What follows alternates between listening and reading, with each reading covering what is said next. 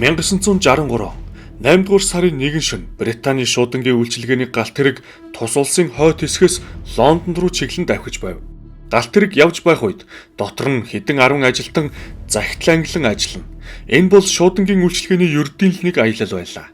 Гэвч энэ үед галт хэргийн нэгэн вагонд дугтуутай цааснуудаас хавьгүй илүү үн цэнтэй зүйлийг тээвэрлэж явв. Хүрэх газраас 50 км-ийн зайд машинч урд нь улаан гэрэл асхыг хараад галт хэргийг зогсоохоос өөр замгүй боллоо. Түүний туслах юу болсныг шалгахаар бууж ирэхэд галт хэргийн дэргэд хідэн эрэгтэй хүний дүрс харагдахад тэрээр төмөр замын ажилчид байна гэж боджээ. Үл таних хүмүүс ойртон ирэх үед тэд цэргийн дүрм тувцс болон нүүрэндээ баг өмсцгөөсөн байв. Ингэж 20 дугаар зууны түүхэн дэх хамгийн том биш юм гэхэд гарцаагүй томхондоо орох дээрмийн хэрэг эхэлсэн юм. Гэмтэрэгтнүүд хэдэн вагоныг салгаж өөр газар руу шилжүүлэн хамгаалагчдын эсэргүүцлийг дарж өнөөгийн ханшаар 50 сая гаруй фунт стерлинг олцлон шөнийн харанхуйд замхран алга болоход ердөө 30 минутыг зарцуулжээ. Гэхдээ энэ түүхийн хамгийн сонирхолтой нь дээрм биш. Дээрм бол ердөө л эхлэл. Харин дээрмийн дараа гэмтэрэгтнүүдийг олон жилийн турш хайх эрэл хайгуул, шоронгоос оргосон явдлууд, нэр зүсээ хувиргах, гоо сайхны хагалгаа хүртэл хийлгэх болон тэв дамнан нуугдах оролдлогууд харьцангуй амжилттай үргэлжилсэн байдаг түүх юм. Энэ бүхэн бол галт хэргийн агуу дээрм гэж нэрлэгдсэн нэгэн түүх үлээ. 1963 оны 8 дугаар сарын 8-ны өдөр. Шөнийн цагаар Британий шуудангийн галт хэрэг улсын хойд хэсэг болох Глазго хотоос Лондон руу тогтсон маршрутын дагуу явж байлаа. Зүтгүүр араасаа 12 вагон чирж явх бол дотор нь шуудангийн 70 ажилтан захидал ангилан сууна. Гагцхүү 2 дугаар вагон л өөр зориулттай байв. Шөнийн аялалд энэ вагоноор бэлэн мөнгөтэй шуудаануудыг тээвэрлэдэг байжээ. Ийм бүрэлдэхүүнтэй галт хэрэг Глазгогоос Лондон руу 100 гаруй жилийн турш явсан бөгөөд энэ хугацаанд ямар ч асуудал гарч байгаагүй юм. Замдаа галт хэрэг хэд хэдэн удаа зогсож, захидал хүлээн авахаас гадна орон нутгийн жижиг банкны салбаруудаас бэлэн мөнгөтэй шуудаануудыг ачиж Лондоны төв офис руу хүргэдэг байв. 8 дугаар сарын 8-ны тэр шөнө галт хэрэг замынхаа ихэнх хэсгийг туулаад байлаа. Тэдэнд Британий нийслэл хүртэл хэдхэн зогсоол үлдээд байв. Яг энэ мөчид холгүйхэн Английн хөдөөхээр нэгэн ферм дээр 16 хүн цэргийн хувцас өмсөж, удахгүй хийх дээрмдээ бэлтгэж байлаа. Тэдний амьдралыг үрд өөрчлөх тэмэл дээрмийн хэрэг.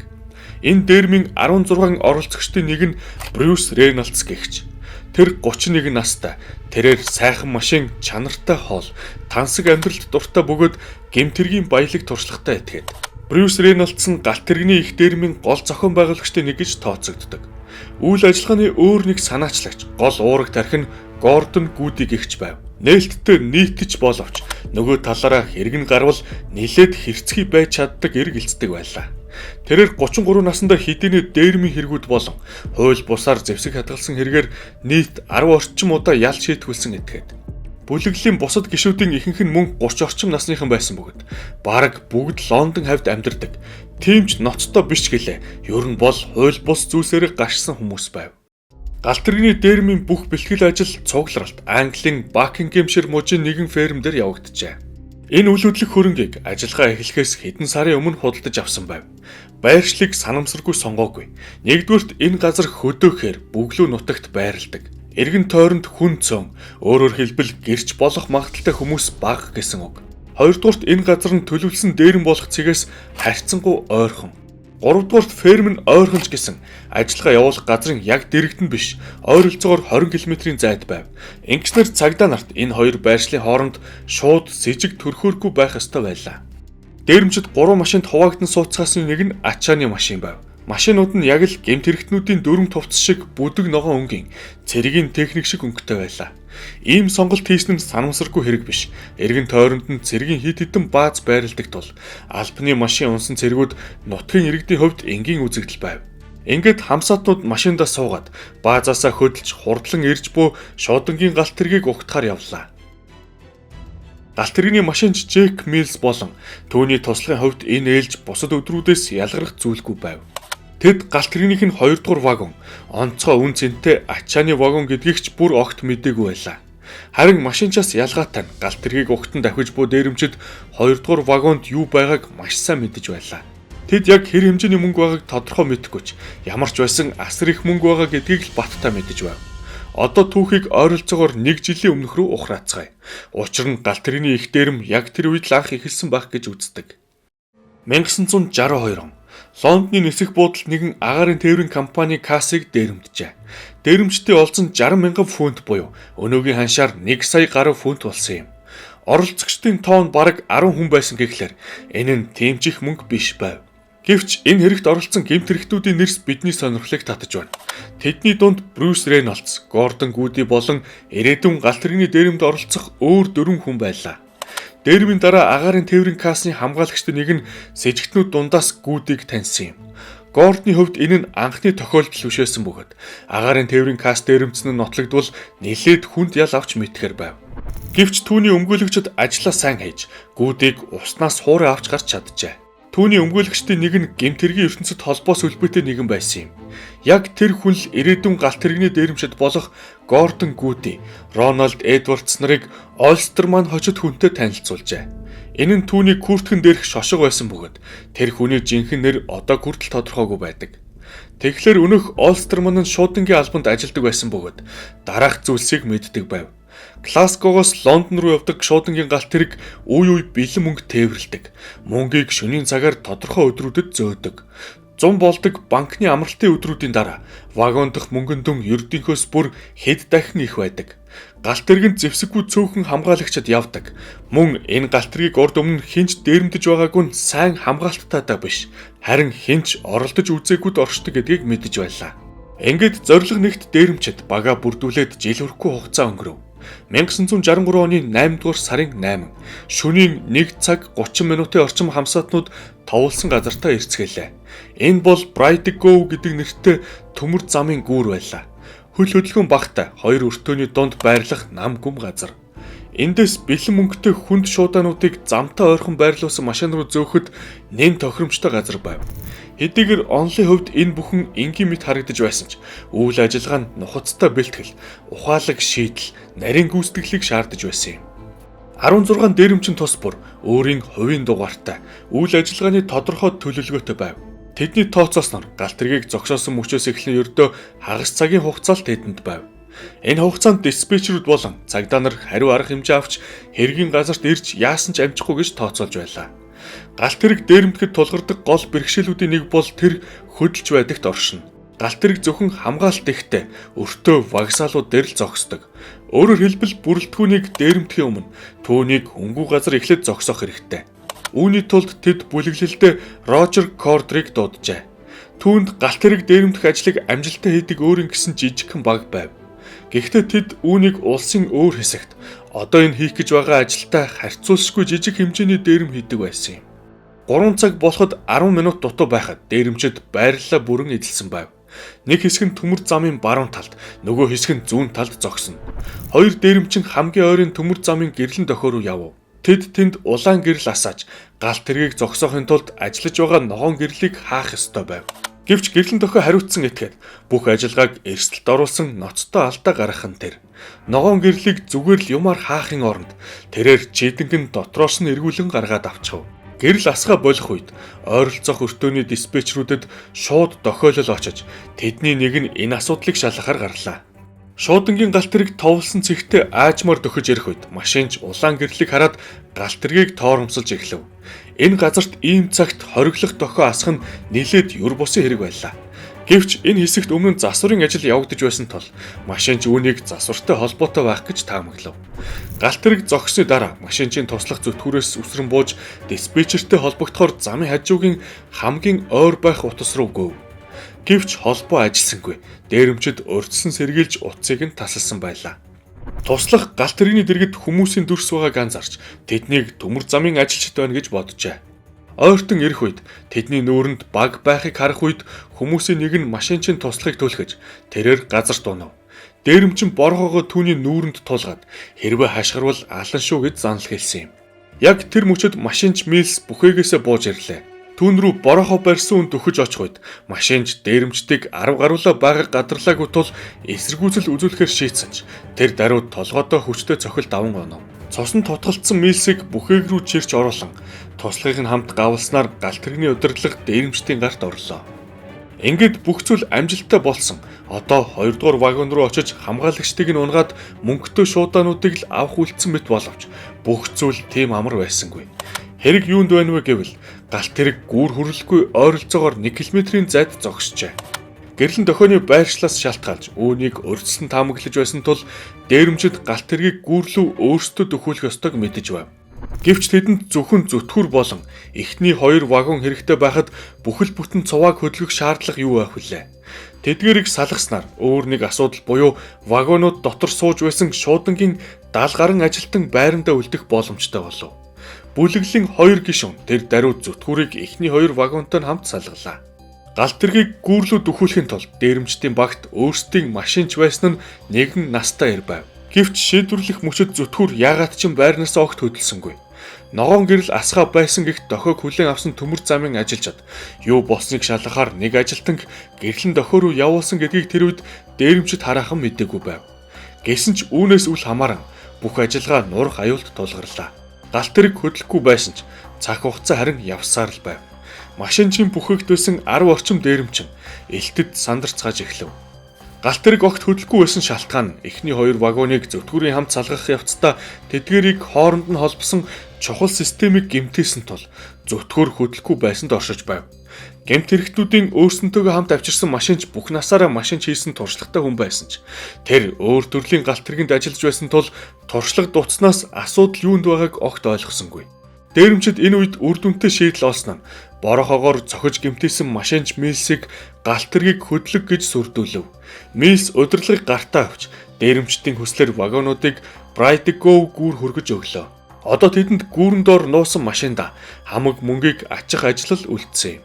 Дээрэмчид 2 дугаар вагоны цонхыг хагалж хаалгыг нээгээд зэвсэггүй хідэн хамгаалагчдыг ядах юмгүй аргалж доош харж хэвтгийг тушаалаа. Дараа нь гэмт хэрэгтнүүд цуваа үүсгэн зогсож мөнгөтэй шуудаануудыг бие биедээ дамжуулан машин руугаа зөөж ачив. Нийт 120 хүнд шуудаан дотор 600 гаруй боодол мөнгө байв. Тэдний нийт дээрэмдсэн мөнгөний жин нь 2 тонн давж байлаа. Болж буй үйл явдлыг хөндлөнгөөс ажиллаж байсан Брюс Рейнольдс цагаа харахад 3 цаг 30 минут болж байсан юм. Энэ бол тэдний ажиллагаандаа төлөвлөсөн хагас цаг өнгөрсөн болохыг илтгэж байв. Одоо ажлаа дуусгаад ферм рүүгээ буцах цаг боллоо. Дээрэмчид машинч болон хамгаалагч нарт хагас цагийн турш хөдлөхгүй байхыг тушаасан нь энэ хугацаа бол тэдэнд зүгтаахад хангалттай хугацаа байв. Ингээд бүлэглэлийн бүх гишүүд мөнгө атсан машинуудаа сууж хөдлөлөө. Тэдний ихэнхийнх нь сэтгэл хөдлөж баяртай гэгч нь орилж хашгирч байв. Тэд яг л хэдийн хэмжээний мөнгө хулгааснаа хараахан мэдэхгүй байсан ч хүн бүрийн амьдралыг өмнө ба дараа гэж хуваахад хангалттай их мөнгө байгаа гэдгийг баттаа мэдэж байсан бидзээ.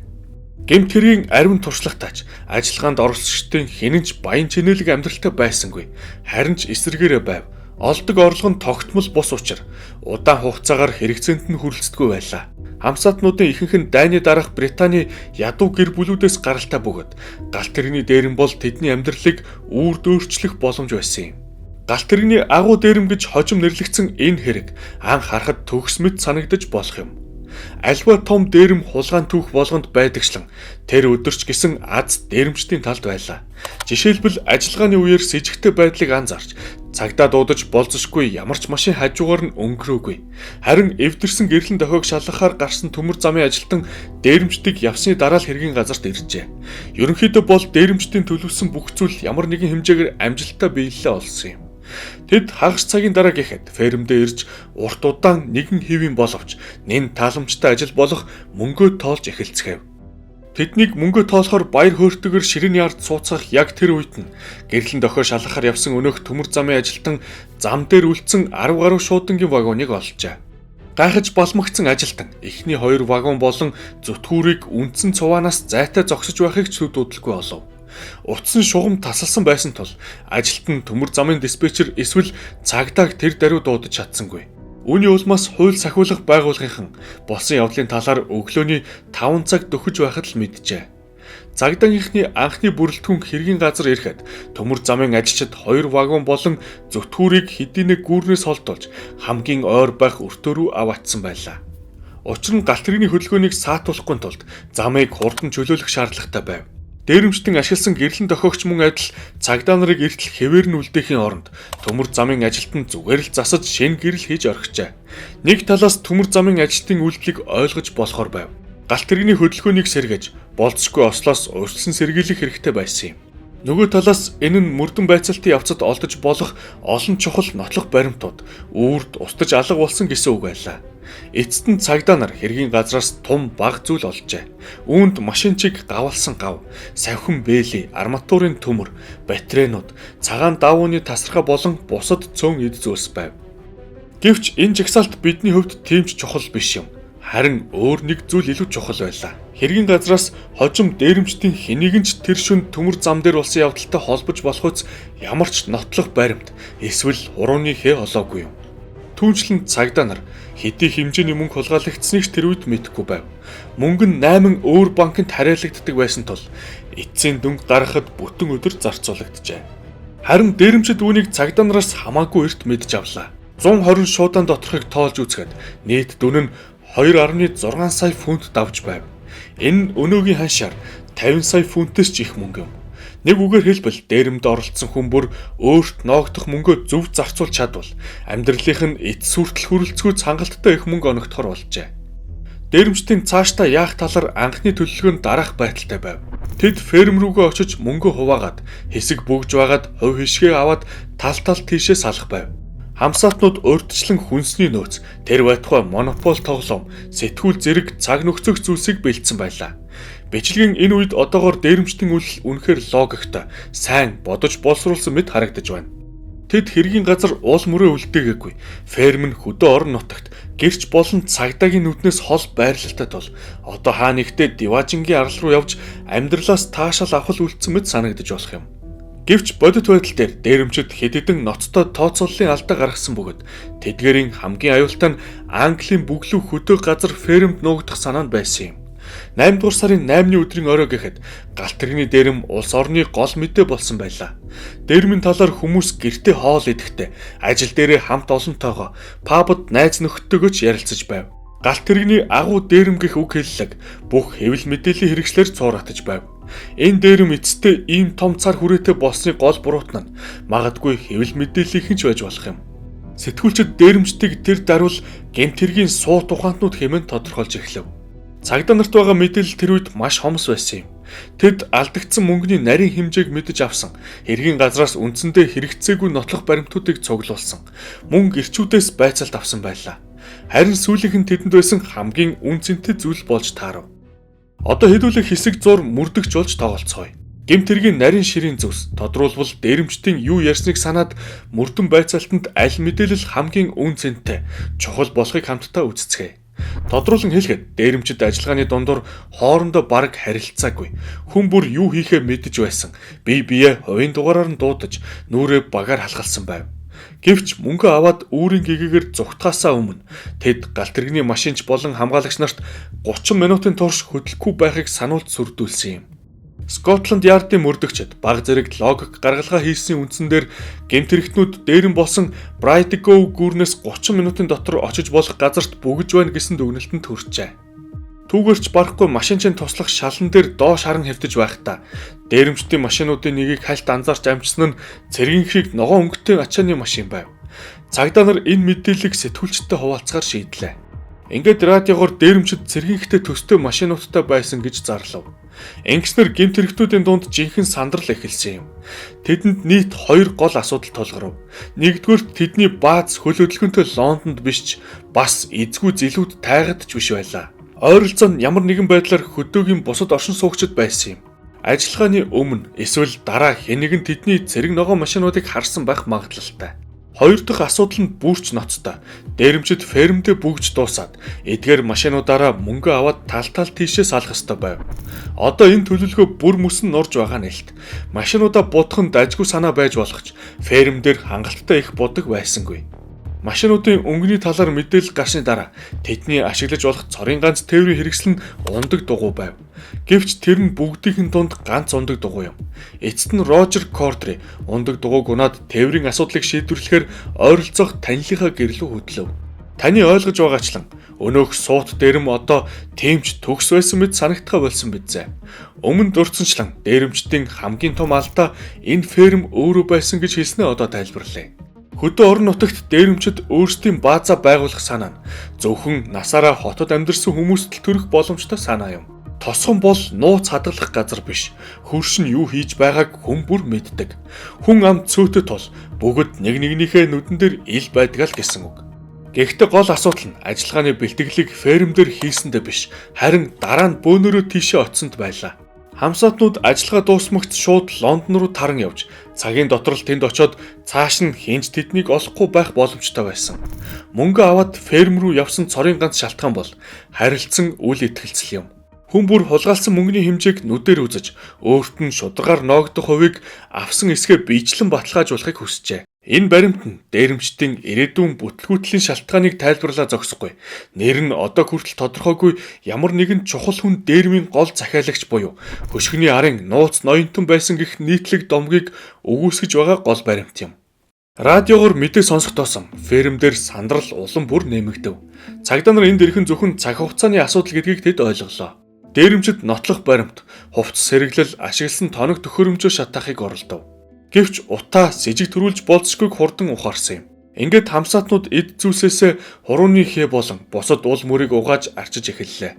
Галт тэрэгний агуу дээрэм магадгүй үнэхээр агуу байсан байж болох ч зөвхөн тал хувь нь л тийм байсан нь тодорхой болов. Гэмт хэрэгтнүүд зүгтах төлөвлөгөөгөө огт бодож боловсруулаагүй байжээ.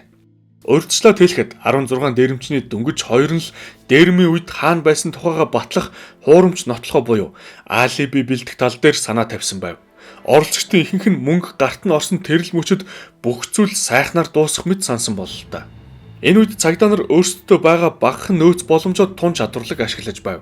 Гэрчүүдийн мэдүүлгээс гадна мэдээлэгчид мөрдөн байцаалтын чухал төлхөр болж байлаа. Гэмтэргийн ертөнцийн дэх мэдээлэгчдэд мөнгө төлөх нь цагдаа нарын хувьд хэвийн үзэгдэл байв. Скотланд Яардын хулгай дээрмийн хэргийг мөрддөг Flying Squad буюу нисдэг отрядын мөрдөгчд яг энэ аргыг ашиглаж байсан юм. Хэд хэдэн мэдээлэгчдийн өгсөн сэжүүрийн ачаар боломжит сэжигтнүүдийн жагсаалт гарч ирэв. Эцэст нь энэ жагсаалтад багтсан хүмүүсийн ихэнх нь торны цаан суусан байдаг. Үүний зэрэгцээ цэргийнхтэй төст эсвэл будаж өөрчилсөн цэргийн машинуудыг зам дээр зогсоон шалгаж, дээрэмчдийн нуугдаж болзошгүй ферм хөдөөгийн байшингуудын жагсаалт аажмаар ховмигдаж, үн цэнтэй мэдээлэл өгсөн хүнд олгох шагнал тасралтгүй өссөөр байлаа. Шагналын дүн аажмаар 260 мянган фунт төгрөв. Энэ бол тухайн үедээ үнэхээр санаанд багтамгүй их мөнгө буюу өнөөгийн ханшаар 5 сая орчим фунт гэсэн үг. Энэ нь цагдаа нарыг иргэдээс ирэх асар их мэдээлэлээр хангаж байсан юм. Дээрэн болсноос хойш 5 хоногийн дараа орон нутгийн хоёр цагдаа Бакингемшир мужийн нэгэн фермийг шалгахаар иржээ. Цагдаа нар тэндээс асар их хэмжээний хоол хүнсний нөөц, аяга тавг, хэдэн 10 буудал ариун цэврийн цаас болон сайхны хүртэл энд олон хүн амьдарч байсныг илтгэх бусад шинж тэмдгүүдийг олж илрүүлв. Гэхдээ хамгийн гол олдрууд нь цэргийн шиг өнгөтэй хувцас, баг, бээли, мөн олон тооны мөнгөний шуудаа, мөнгөн дэвсгэртийн боодлын цаас, тэрч байтугай 600 фунт бэлэн мөнгө байлаа. Ингээд энэ газрыг Британий түүхэн дэх гол дээрмийн нэгтэй холбож ойлгоход Шерлок Холмс байх шаардлагагүй байв. Дээрэмчдийн фермиг орхиж явсан байдал нь ганц зүйлийг л илтгэж байлаа. Тэд сандралд орж humхумгүй зүгтаасан. Үндсэндээ туршлагатай гэмт хэрэгтнүүд фермд хамаг юмаа хаяад хурууны хэнүүдээч арилгалгүй зүгтаасныг зөвхөн сандарсан гэдгээр нь тайлбарлаж болно. Бүх дээрэмчид ямар нэгэн байдлаар унаа олж фермээс явж чаджээ. Гэхдээ нэг зүйлийг тэмдэглэхэд жишээ нь Брюс Рейнольдс зүгтахдаа Остон Хейлен нэртэй машин олж явсан байв. Тухайн үедээ энэ нь үнэтэй спорт загварын машин байсан юм. Энэ өнөөдөр хэргийн газраас Ferrari унаад мэддэхгүйгээр зүгтаах гэж оролдохдоо агаар нэг буюу тэмч ухаалаг шийдвэр биш байлаа. Цагдаа нар яг араас нь мөрдөж байгааг мэдэж байсан дээрэмчид гэмт хэргийн ертөнцийн танилуудынхаа гэр байранд нуугдцгаав. Зарим нь улс орноосоо хэрхэн гарах талаар бодож эхэллээ. Тэдэнд байсан нэг маргаангүй давуу тал бол мөнгө бөгөөд мөнгө амьдралын олон асуудлыг шийддэг шүү дээ. Энд мэдээж мөнгөнд дэвсгэртийн талаар дуртахгүй өнгөрч болохгүй. Дээрэмчид олзоо ер нь ашиглаж чадах болов. Бидний мэдэж байгаачлан мөнгөнд дэвсгэрт дээр сэрийн дугаар байдаг тул түүгээр нь мөрдөх боломжтой шүү дээ. Тэрхүү шуудангийн вагонд маш олон төрлийн мөнгөнд дэвсгэртүүд байсан. Янз бүрийн он тэвлэгдсэн мөнгнүүдгээд хуучин мөнгөнд дэвсгэртүүдийн заримыг нь гүйлгээнээс гаргаж устгахаар тээвэрлэж явсан байв. Гэхдээ энэ бүхэнд тийм ч чухал биш. Хамгийн чухал зүйл бол дараах баримт юм. Ихэнх мөнгөн дэвсгэртүүд нь 1 болон 5 фунтын дэвсгэртүүд байснаас гадна нийт дүн нь 2.5 саяас давж байлаа. Гэтэл цагдаа нарт ердөө 1400 ширхэг дэвсгэртийн л серийн дугаар байсан юм. Өөрөөр хэлбэл нийт мөнгөний маш өчүүхэн хэсгийнх нь л дугаар бүртгэлтэй байсан гэсэн үг. Нэг үгээр бол дээрэмчид баригдахаас нэг их айхгүйгээр мөнгө ашиглах бүрэн боломжтой байжээ. Энэ хооронд гэмт этгээдүүдийн хувьд боломж аажмаар хөвмөгдөж эхлэв. Цагдаа нарт мэдээлэгчдийн ачаар с ิจ гтүүдийн нэлээд бодиттой жагсаалт байснаас гадна янз бүрийн гэрчүүд дээрэмчдийг таньж эхэлжээ. Тэдний зургийг сонин хэвлэлээр нийтэлж байлаа. Хэрэг гараад ердөө 7 хоногийн дараа гэмт этгээдүүдийн хоёрыг нь баривчлав. Гараж түрээслэх гэж оролдох үед нь эзэн нь тэднийг таньж цагдаа руу залгасан нь энэ байв. Анх баригдсан хоёрын нэг нь галт тэргийг зогсоох үүрэг хүлээсэн Рожер Кордри юм. Баривчлагдах үед тэрээр мөнгө хадгалж байсан байрны төлхүүрийг шулуун гидсэнтэй нуухыг оролдожээ. Энэ оролдлого нь бүтлгүүтэж цагдаа нар түүний бүх мөнгийг буюу 140 мянган орчим фунтыг хураан авсан юм. Ингэснээр оролцогч тус бүрт хэр хэмжээний мөнгө оногдсон нь ерөнхийдөө тодорхой болов. Дахиад нэг өдөр өнгөрсөний дараа нэгэн гэр бүлийн хос ойгоос хэд хэдэн шуудаа мөнгө олжээ. Шуудаа дотор мөнгнөөс гадна ноён болон хадагтай Филд нарын нэр дээрх Баварын нэгэн зочид буудлын чек байх нь тэр. Хуульч Брайан Филд бол дээрэмчдийн бүлгийг төмөр замын мэдээлэгчтэй холбож өгсөн дараа нь тэднийг нуугдахад нь тусалж байсан хүмүүсийн нэг байлаа. Үүний дараа агуу дэрмийн хүзрэн байшин мэт босгосон бүх зүйл эрчимтэйгээр норж эхлэв. Хэдэн сарын дотор цагдаа нар дээрэмд оролцсон 10 гаруй хүнийг аажмаар ээлж дараалан баривчилжээ. Цөөн хэдэн хүн л зогтож амжив. Мөрдөн байцаалтай холбоотой үйл явдал бүрийг хэвлэл мэдээлэлээр өргөнөөр мэдээлж байлаа. Энэ нь аажмаар олон ангит кино, эсвэл бүр бодит үйл явдал учраас реалити шоу шиг л зүйл болон хувирв. Мэдээг зөвхөн гайхаж цочирдсан олон нийт төдөггүй. Зогтож яваад дээрэмчид ч анхааралтай ажиллаж байв. Жишээ нь Брюс Рейнольдс хуурамч бичиг баримт бүрдүүлж Британаас зүгтаахыг оролдож байсан бол баригдаагүй бусд нь илүү бүтээлчээр хандаж гадаад төрхөө эрс өөрчлөхөөр шийджээ. Рональд Эдвардс хатуу дэглэн барьж турж эхлэв. Ферм дээр нарийн шинжилгээ хийсний дараа шинжээчид хэдэн зуун хурууныхээ олсон бөгөөд тэдгээрийн ихэнх нь баривчлагдсан хүмүүсийнхтэй таарч байлаа. 1964 оны ихэр Британий шуудангийн галт тэргийг дээрэмдсэн хэрэгт буруутгах эцэтийн шүүх хурал эхэллээ. Тухайн үедээ энэ нь Британий түүхэн дэх хамгийн давлаантай шүүх хурал байв. Асар олон тооны хэвлэл мэдээллийнхэн шүүгдэгчдийн эхнэр, найз бүсгүүчүүдээс гадна мэдээж хэргийг сонирхсон олон нийт цугларч цаасан байлаа. Прокуроруудын өмнө амаргүй даалгавар тулгарч байв. Шүүгдэгчдийн ихэнх нь фермтэй холбоотой гэдэг нь тодорхой. Учир нь тэндээс тэдний хурууны хэнүүд олдсон. Гэвч яг эдгээр хүмүүс дээрэмд биечлэн оролцсон. Зүгээр л бааз дээрээ хүлээж байсан итгэхгүй хамсаатнууд биш гэдгийг яаж нотлох вэ? Гол гэрчүүд буюу галт тэрэгний хамгаалагчид болон машинч нар ашиггүй байв. Учир нь хинэнч гэмт хэрэгтнүүдийн царайг хараагүй байлаа. Шүүгдэгчдийн ихэнх нь яг үүн дээр найдаж байв. Тэд нэгэнт хурууны хээгээрээ баригдсан учраас хамтран оролцсон гин бурууга хүлээж байсан ч галт тэргийг биечлэн дээрэмдсэн гэдгээ харин хүлээхгүй байлаа. Гисэн хэдиж шүүгдэгчдийн ширээний ард сууж буй эрчүүдэд хөнгөн ял тэр тусмаа цагаатгах тогтоол гарна гэж найдах хэрэггүй байв. Хэрэгт хандуулж буй асар их олон нийтийн анхаарал тэдний талд байсангүй. Шүүгчид бас л хүмүүс шүү дээ. Сүүлийн хэдэн сарын турш улс орны гол мэдээ нь галт тэрэгний агуу дээрэм. Тодруулбал энэ гэмт хэргийн санаанд багтамгүй цар хүрээ дээрэмчдийн увайгүй зоригтой үйлдэл зэрэг нь тэдэнд дарамт учруулж байсан юм. Тангарагтны шүүгчдийн яллах дүгнэлт хэнийг ч гайхшруулаагүй лавтай. Харин олныг үнэхээр гайхшруулсан зүйл бол шүүгчийн зарласан ялын хэмжээнүүд байлаа. Шүүгдэгчдийн ихэнх нь 20-30 жилийн хорих ял авсан бөгөөд тухайн үед Британд хүчингийн хэрэг, хүн амны хэрэгт оноогддог дундаж ял үүнээс бараг 2 дахин бага байсан юм. Гэмт хэрэг нь шийтгэлтэйгээ дүүцэхгүй байгааг улс орны олон иргэд ойлгож байлаа. Гэхдээ хамгийн гол нь цагдаад баригдаагүй байгаа дээрмийн бусад оролцогчид үүнийг маш сайн ойлгож байсан юм. Ингээд ихэнх оролцогчид нь баривчлагдаж, ял сонссон хэдий ч галт тэрэгний агуу дээрмийн түүх дуусахад хараахан болоогүй байлаа. Энэ түүх хагас 100 дамнан үргэлжлэх бөгөөд хамгийн санаанд оромгүй эргэлтүүд, үйл явдлууд биднийг хүлээж байна. Олон хүнд зүй ёсны нэг асуулт төрж байгаа нь лавтай. За яг хав дээрэмчдийн ихэнхийг нь барьчихлаа. Гэхдээ мөнгө нь яасан бэ? Цагдаа нар мөнгийг нь олж чадсан болов уу? Хулгайлагдсан мөнгөний хэмжээ ойролцоогоор 2 сая 600 мянга орчим байсныг сануулъя. Баримтлагын үеэр цагдаа нарын олж чадсан мөнгө нь ердөө хэдэн зуун мянга байсан гэхээр үлдсэн хэсэг нь дээрэмчдэд үлдсэн нь ойлгомжтой. Бүх яллагдагчид үнэтэй өмгөөлөгчд авсан бөгөөд заримынх нь өмгөөллийн хөлс нь бүр 30 мянган фунт хүрч байсан нь үүнийг шууд бусаар баталж байгаа юм. Гэхдээ тэр хөрөнгө зөвхөн баригдсан хүмүүст биш, эрх чөлөөтэй байгаа хүмүүст ширэг болж байлаа. Дээрмийн гол хоёр оролцогчийн нэг болох Брюс Рейнольдс мэдээж мэдээллийг цаг алдалгүй харж байв. Тэрээр нөгөө зохион байгуулагч Гордон Гүди 30 жилийн ял авч байгааг харав. Ганган костюм, сайхан машин дуртай Рейнольдс түүний хувь заяаг давтахыг хүссэнгүй. Гэмт хэргийн ертөнцийн дэх танилын хүрээгээ ашиглан тэрээр хувийн онгоцоор Брюссел рүү нисч тэндээ хуурамч бичиг баримтаар шин дүр төрх бүрдүүлэн улмаар Мехико хот руу дөрвжээ. Төд удалгүй Рейнольдс дээр Рональд Эдвардс ирж нэгдэв. Тэр мөн л хуурамч бичиг баримтаар Мексикт ирсэн бөгөөд эрхээсээ өмнө гоо сайхны мис засал хийлгсэн ч энэ нь бүх талаараа бүтлгүүцэнд тооцогдохор байв. Нэгдүгürt Эдвардс халдвар авч хэдэн 7 хоног шаналсан. Хоёрдугаар тэр хэн гэдэг нь танигдахаар хിവэрэл бах байдгаараа байж байлаа. Орогдлуудтай хамт эхнэр хүүхдүүд нь ч өөр төв рүү нүүцгээв. Галт тэрэгний агуу дэрмээс хойш 1 жил өнгөрөхөд хүмүүс энэ хэргийн талаар аажмаар мартаж эхлэв. Баригдсан нь аль хэдийн торны цаан сууж, баригдаагүй нь хаана байгаа нь мэддэхгүй байлаа. Амьдрал үргэлжилж мэдээллийн шин сэдвүүд гарч ирсээр гэвч удалгүй улс орны түүхэн дэх гол дэрмийн хэргийг олон хүнд эргэн сануулгах нэгэн үйл явдал болсон юм. Британий төв хэсэгт байрлах нэгэн шорон руу баг зүүсэн хэдэн хүн хашааных нь гаднаас олсон шат давуулт шидэд шорон руу нэвтрлээ. Ихэвчлэн шоронгийн хашаан дотроос гадагшаа зугтаадаг байтал энэ удаад гаднаас нь хүмүүс орж ирсэн юм.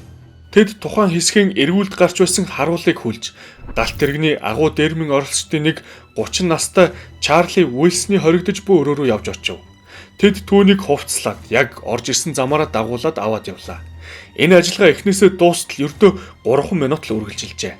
Болсон явдлын талаар үндсэн 2 таамаглал байдаг. Нэг бол Уилсон өөрөө шоронгоос гарахын тулд багтаа хүмүүсийг хөөсөлсөн. Эсвэл галт тэрэгний дэрмийн мөнгийг нь авах гэсэн гэмт хэрэгтнүүд түүнийг хулгайлсан байх магадлалтай гэж үздэг байна. Аль хувилбар нь үнэнд илүү дөхөхийг мөн Уилсон дараа нь хаана нуугдж байсныг одоо хүртэл хинч мэддэггүй.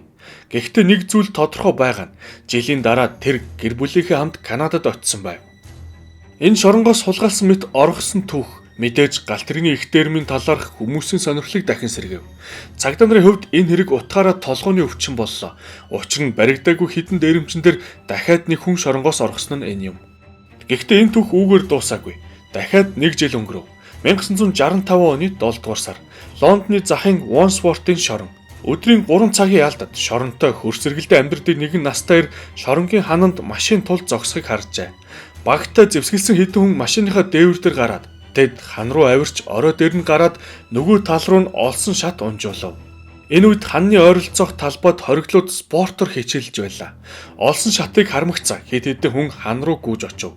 Харуулууд тэр даруй тэднийг гүйцэх гэж оролцсон ч бусад хоригдлууд замыг нь хаажээ. Орогдлууд хан даван машины дээвэр дээр өсрөн бууж улмаар ойролцоо байрлуулсан хэд хэдэн машин руу гүйж очоод зугтаасан хэрэг гарсан юм. Орогдлуудын нэг нь Ronnie Biggs гэгч байв. Ronnie Biggs өнөөдөр галт тэрэгний их дэрмийн гол дөрүүдийн нэгт тооцогддог. Гэхдээ анхандаа тэр энэ ажиллагааны тэмч онцгой оролцогч байгаагүй юм. Түүгээрч барахгүй хэрвээ тэр шоронгоос оргож түүнээс хойш үйл явдлууд болоогүй бол та түүний нэрийг энэ бичлэгээс сонсох үгүй байсан биз. Тэр дэрмийн жирэнл нэг оролцогч байсан хэрэг. Галт тэрэгний хэрэг гардаг 1930 онд Ronnie дөнгөж 30 гарч байв. Түүний хууль ёсны үндсэн ажил нь барилга байсан ч түүний хажуугаар жижиг хулгай заллин хийдэг байжээ. Энэ сонирхлынхаа ачаар тэр Брюс Рейнольдстай танилцсан байв. Тэд хоёулаа 20 настай байхдаа нэг шоронд богино хугацаагаар хоригдож танилцсан юмсан ч. Дээрмээс хэдэн жилийн өмнө Ronnie гэрэлсэн байна. Тэр эхнэртэй гэмт хэрэгээс бүр мөсөн гарна гэж хэлээд 3 жилийн турш амлалтаа үнэнчээр биелүүлж чадсан юм. Гэрэлтээс хойш Biggs нэг хүүхэдтэй болж дахин нэг хүүхэд төрөх гэж байсан тул байшин худалдаж авахар шийджээ. Урьдчилгаа төлбөрт 500 фунт хэрэгтэй байв. Ronnie энэ мөнгийг хуучин найз Брюс Рейнольдсоос зээлхийг хүссэн ч Брюс зээл өгч чадахгүй гэхдээ түүнд илүү дээр санал байна гэж хэлв. Удахгүй болох галт тэрэгний дээрэмд оролцож хамаагүй ихийг олох санал байлаа. Найзад нь ердөө 500 фунт хэрэгтэй байсан ч эцэст нь түүнд ноогдох хувь бараг 140 мянга болжээ. Ronnie Biggs багийн туслах чанартай гишүүн байсан хэдий ч шүүгч түүнд 30 жилийн ял онов. Оргох болсон гол шалтгаан нь юу байсан нь тодорхойгүй. Магадгүй оноос ялан шодрог бус санагдсанаас ч болсон байх. Орголтыг зохион байгуулагчид болон оролцогчдод төлбөр төлөхийн тулд Рони дээрмэс олсон хувийнхаа 4/1-ийг зарцуулжээ. Гэхдээ хариуд нь тэр хамаагүй үнцэнтэй зүйл болох эрх чөлөөгөө олж авсан юм. Үүний дараа Рони Бикс Лондоны гэмтэргийн ертөнцийн танилуудынхаа тусламжтайгаар хэдэн сар бөгжжээ. Дараа нь тэр заваар Ламаншийн хоолой гатлан Парис өрч тэндээ хамтрагч Эдвардсынхаа адил алдааг гаргав. Тэр маш их өвдөлттэй боловч бараг үрдэн муутай гоо сайхны мэс засал хийлгэжээ. 10 жилийн дараа өөр твд түүнтэй уулзсан сэтгүүлч Биксийг яг хэвээрээ харагдаж байна гэж тэмдэглэсэн байдаг. Ямар ч тач 1965 онд Рони Бикс өөр нэрээр Австрали руу явж сүүлд эхнэр хүүхдүүд нь араас нь очсон юм. Тэд нэгэн жижиг хотод сууршиж Бикс хуучин хийдэг байсан мужааныхаа ажилд эргэн оров. 1968 онд Рональд Эдвардс эхлээд дараа нь Брюс Рейнольдс нар Британий цагдаа нарын гарт оржээ. Үүний гол шалтгаан нь шилжин сууршигтай холбоотой хүндрэлүүд байв. Тэдний хэн мөнгөгүй болж эхэлсэн бөгөөд зугтаж амьдрах нь сэтгэл зүйн хувьд ч амаргүй байлаа. Брюс Рейнольдс Мексикт 5 жилийн турш хууль ёсны бизнес эхлүүлж нийгмийн бүрэн эрхт гишүүн болох гэж оролдсон. Гэвч бизнес нь бүлхүүдж мөнгөнд дуусжээ. Тэр Англи руу чимээгүйхэн буцаж гэмтэргийн ертөнцид ямар нэгэн ажил олохыг хичээв. Гэвч хинч түүнтэй хамтрахыг хүссэнгүй. Цагдаа нар Рейнольдсыг идэвхтэй эрен сурвалжилж байсан тул хамтрагчийнхаа хувьд тэр тун аюултай нэгэн болж хувирсан байлаа. Бууж өгөх шийдвэр гаргахад нөлөөсөн өөр нэг хүчин зүйл бол ял авсан дэрмийн бусад оролцогчид давж заалтах шатны шүүхэд хандаж ялаа мэдгэдэггүйц хөнгөлүүлж чадсан явдал байлаа. 1970-аад он гэхэд тэд бүгд суллагтгаар байв. Өөрөөр хэлбэл Эдвардс, Рейнольдс нар өөрсдөд нь ойролцоогоор 15 жилийн ял оноох байх гэдгийг ойлгож байсан бөгөөд үүнтэй эвлэрэхэд ч бэлэн байсан юм. Эцэст нь Эдвардс өөрөө бууж өгсөн бол Рейнольдс өөрөө бууж өгч амжаагүй бөгөөд түүнийг нууц байрнаас нь олжээ. Рейнольдс цагдаа нартай нүүр тулахтаа зогтож амьдрахаас аль хэдийн залхсан байсан тул харин ч нэг тайвшрах шиг болсон гэдгээ хожим хүлээн зөвшөөрсөн байдаг. Хуучин хамтрагчид нь баригдсан тухай мэд Рони Биксийн хувьд хамгийн таагүй зүйл байлаа. Учир нь Австралийн хэвлэлээр түүний зураг гарч эхэлсэн бөгөөд та бүхний санаж байгаачлан гоо сайхны мэс засал түүний царайг нэг их өөрчилж чадаагүй юм. Тэр Австралиас явах шийдвэр гаргахад нөлөөлсөн эцсийн цэг нь галт тэрэгний агуу дэрмийн оролцогч алсан Бикс Австральд хуурамч нэрээр нуугдж өгнө гэсэн нийтлэл хэвлэгдсэн явдал байв. Ингээд мань хүний эхнэр хүүхдүүд нь үлдэж Рони өөрөө Панам руу явжээ. Тэнд тэр нэгэн сонирхолтой баримтыг олж мэдв. Бразилаас Их Британи руу гэмт хэрэгтэн шилжүүлж өгдөггүй аж. Ингэж Рони Бикс наран шарлагын газраар алдартай Рио де Жанейрод иржээ. Энд мэдээж жижиг гарын гэмт хэрэгтэн Биксийн шинэ нөхцөлд дасан зохицох чадварыг үнэлэхгүй байхын аргагүй юм. Бразилд ирээд тэр хил амархан сурч нутгийн хүүхнүүдийн дунд нэр хүндтэй нэгэн байгаад зогсохгүй. Хууль бус цагаачин статустай хэрнээ барилгын ажил байнга олж хийдэг байв. Энэ үед нь Скотланд Ярд түүнийг дэлхийд даяар ирж хайсаар байлаа. Хэвлэлээр түүний тухай нийтлүүд гарсаар байсан ч Рони яг хаана нуугдж байгааг хинч мэддэггүй байв. Гэвч 70-аад оны дундуур тохиолдлын чанартай нэгэн явдлаар Их Британий сонин сэтгүүлч Биксийг Бразилаас олжээ. Сонины ерөнхий редактор энэ тухай Скотланд Ярдын төлөөлөгчдөд мэдэгдэхээр шийдэв. Харин тэд түүнийг сэтгүүлчтэй уулзах үеэр баривчлахаар төлөвлөсөн байлаа. Гэтэл Бразилийн эрх баригчид үүнд дургуутслаа илэрхийлв. Яагаад Британий цагдаа нар тэдний газар нутаг дээр дураараа авирлаж байна вэ? Тэгээд ч Рони Бикс тэдэнд өөрсдөнд нь ч сонирхолтой байлаа. Энэ хүн хууль бус статустай олон жилийн турш Бразилд юу хийж байсан бэ? Магадгүй тэр гэмт хэрэг үлдэж байсан байж мэднэ гэж сонирхож байв. Рони саатуулах байранд хэдэн сарыг өнгөрүүлээд суллагдав. Хэсэг хугацааны дараа Бразилийн эрх баригчид Биксийг албатан гаргахаар шийдэх үед түүний олон найз бүсгүйчүүдийн нэг нь жирэмсэн болсон нь тогтоогджээ. Ингээд тэр ирээдүйн Бразилийн иргэний эцэг болох тул эрх баригчид түүнийг тус улсад албан ёсоор ажиллах эрхгүйгээр үлдэхийг зөвшөөрөв. Биксийн хувьд энэ нь тийм ч том асуудал болсонгүй. Бикс тухайн үед тэрээр Бразилд аль хэдийн өөрийн нэрээр амьдарч бүр од болчихсон олын танил байдлаа ашиглан мөнгө олж дөнгөдөг болсон байв. 1981 онд түүний баялаг намтарт ахин нэгэн эргэлт гарлаа. Хэсэг бүлэг хүмүүс түүнийг хулгайлж Барбадос руу аваачин тэндээс Британи руу шилжүүлж өгөх зорилготой байв. Гэвч Барбадосын дээд шүүх Биксийн талд шийдвэр гаргаж түүнийг буцаагаад Бразил руу явуулж байсан түүхтэй. Итгэхэд бэрхч гэсэн эцсийн эцэд Рони Бикс эх орондоо иргэн ирсэн юм. Энэ явдал бүр сүүлд 2001 онд болсон. Түүнээс өмнө хэдэн 10 жилийн турш тэрээр хамтлагийн гишүүн болсон хүүгийнхээ мөнгөөр амьдарч хаяа хамгаалтын системийг сурталчлах зэрэг тохиолдлын ажлаар голоо зогоож байв. Тархинд нь цус харвсны дараа тэр нутаг буцахар шийджээ. Түүнийг Британий алдартай шар хэвлэлийн эзний хувийн онгоцоор тээвэрлэн авчирч үлдсэн ял болох 28 жилийг эдлүүлэхээр шорон тээв. Рони Бикс 8 жилийн дараа эрүүл мэндийн шалтгаанаар хугацаанаас өмнө суллагдсан юм.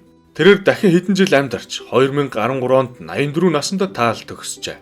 1970-ад оны сүүл гэхэд галт тэрэгний агуу дэрмийн хэрэгт ял авсан бүх хүмүүс тэр байтугай хэсэг хугацаанд хилийн чандад дуугдж байсан хүмүүс ч хугацаанаас өмнө суллагджээ. Анхны орголт зохион байгуулсан Чарли Уилсон гэмтэргийн ертөнцид эргэн орсон бөгөөд суллагдсанаас хойш 12 жилийн дараа Испанд хөлсний алуурчдын гарт амиа алдсан юм. Харин Бастер Эдвардс шоронгоос гарсныхаа дараа цэцгийн мухлаг ажиллаж даруухан амьдарч байгаад 90-ад оны дунд үед амиа эвгүүтгэн төгссөн байна.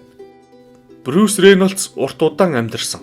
Шоронгоос суллагдсныхаа дараа тэрээр амьдралынхаа гол гэмтэргийн талаар ярилцлага өгч, дурсамж ном бичиж гол орлогоо олдог байв.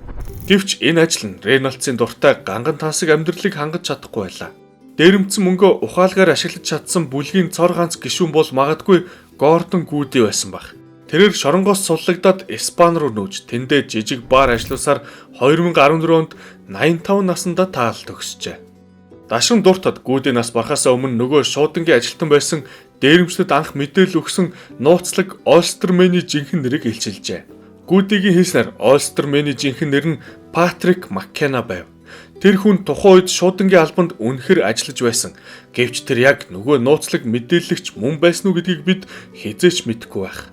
Цагдаа нарын зөвхөн дугаараар нэрлэдэг байсан. Хэн гэдгийг нь тогтоож чадаагүй 3 дээрэмчний нэрч мөн адил одоо хэрэг нууц хэвээр үлдсэн. Тэд хизээч баригдаагүй бөгөөд хэн болгон ч олон нийтэд илчлэгдээгүй юм. Скотланд Яардын нэгэн мөрдөгчийн дурсамжаас үзвэл тэд эдгээр хүмүүсийг хэн болохыг нь мэдэж байсан ч тэдний эсрэг ямар ч нотлох баримт олж чадаагүй байж. Сүүлийн хэдэн 10 жилд дээрмийн үйл явдалд оролцогчид олон ярилцлага өгч бүр намтар ном хүртэл бичсэн бөгөөд тэндээ болсон явдлын талаар бие биедээ харшилсан хувилбаруудыг дэвшүүлсэн байдаг. Гэвч эдгээр дурсамжуудын ихэнхийг нэгтгэж буй зүйл нь дээрэмчид тус бүр өөрсдийн номондоо өөрсдөө илүү сайн, илүү ухаалаг, илүү чухал нэгэн байсан мэтээр харуулах гэсэн хүсэл юм. Хэрэг гарснаас хойш хэдэн 10 жилийн турш гэмт хэрэгтнүүд яагаад агуу дээрмийн тухай домгийг үнэхээр агуу байсан гэж хадгалахыг хичээж байсан шалтгаан ч тодорхой юм. Анх төлөвлөж байсан тэр зорилго нь биелээгүй. Тэдний хинэн ч амьдралаа үндсээр нь өөрчилж чадаагүй.